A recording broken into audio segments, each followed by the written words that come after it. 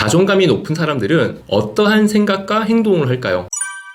안녕하세요, 장빅TV입니다. 오늘은 자존감이 높은 사람들은 어떤 생각을 하고 자존감이 바닥인 사람들은 어떤 행동을 하는지 말씀을 드려보려고 하는데요. 이 주제는 어떠한 뉴스 사건을 보고 찍게 됐습니다. 어떤 여성 한 분이 무인 편의점에 들어갔습니다. 필요한 상품은 바로 자신의 강아지가 좋아하는 간식이었어요. 강아지 간식을 한 개 집어들고 그 무인 편의점에서 무인 결제기 앞으로 갔겠죠. 키오스크 앞으로 가서 결제를 하는데 굉장히 이상한 행동을 합니다. 어떤 행동을 했냐면 분명히 손에 집어든 건 강아지 간식 한 개인데 결제는 강아지 간식 10개를 결제를 하는 거예요. 너무 이상하죠. 이분은 왜 한 개만 사면서 10개를 결제를 할까요? 이유는 이랬다고 합니다. 그 여성 고객분은 무인 편의점에 가서 강아지가 좋아하는 간식을 하나 고르는데요. 분명히 판매 매대에는 이 간식 하나가 5,000원이라고 되어 있었습니다. 상품을 집어들고 무인 결제기 앞으로 갔겠죠. 결제를 하려고 봤더니 이상한 거예요. 분명히 5,000원짜리였는데 그 품목이 500원이라고 표기가 되어 있었다고 합니다. 누구나 이 상황을 보면 짐작은 할 거예요. 오타가 났구나. 전산 과정에서 공을 하나 빼먹었구나. 5,000원을 500원이라고 표기했구나. 아마 많은 사람들은 알아도 모르는 척. 어차피 이거는 매장의 실수이니까 500원만 결제를 해도 아무런 문제가 없어요. 그냥 들고 나갈 수도 있는 부분입니다. 그런데 이 여성분은 이상한 행동을 해요. 물건은 한 개를 집어들었고 500원을 무려 10개 구매하는 걸로 설정을 해서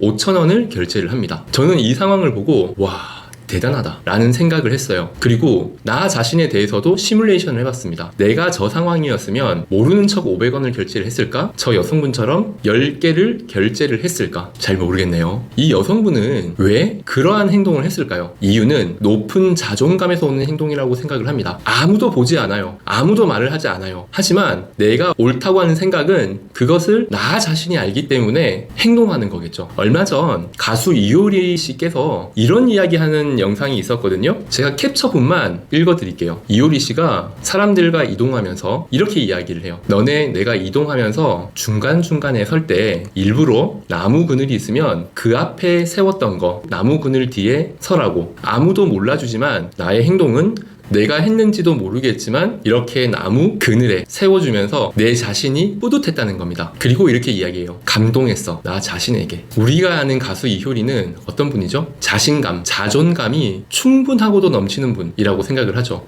아마 자존감의 끝판왕일 거예요. 어떤 프로그램에 나와도 위축되는 모습도 없고요. 자존감은 넘칩니다. 높은 자존감은 어디에서 오는지 아세요? 높은 자산, 높은 학력, 높은 능력, 우월한 위치. 방금 말씀드렸던 부분들은 대체로 상대적인 것들입니다. 자존감이라는 것은 나 자신에 대한 믿음과 신뢰, 그리고 나 자신을 평가하는 척도, 자신을 어떻게 생각하는지가 자존감의 높이라고 볼 수 있죠. 반대로 자존감이 바닥인 사람들의 공통적인 행동이 있어요. 그것은 나와 상대하는 그 상대방에 대한 하대, 깔봄, 무시. 어떻게 보면 자존감이 높거나 우월한 위치에 있는 사람들이 하는 특징처럼 보여져도 그것은 상대적인 위치일 뿐 자존감과 크게 관계가 없어요. 자존감이 낮은 사람들은 나의 상대적인 위치를 높이기 위해서 그 상대방을 낮추는 행동을 무의식적으로 하게 되죠. 반말이라든지 무시하는 말투, 하대. 그러면 상대적으로 내가 올라가는 그 느낌을 가지는 것. 이것은 돈을 사용하는 데서도 눈에 띄는데요. 예를 들면 내가 벌어들인 돈의 가치가 떨어질 때도 자존감은 떨어집니다. 내가 이 돈을 가치 있게 벌었다고 생각 안 한다면 예를 들어 범죄자금,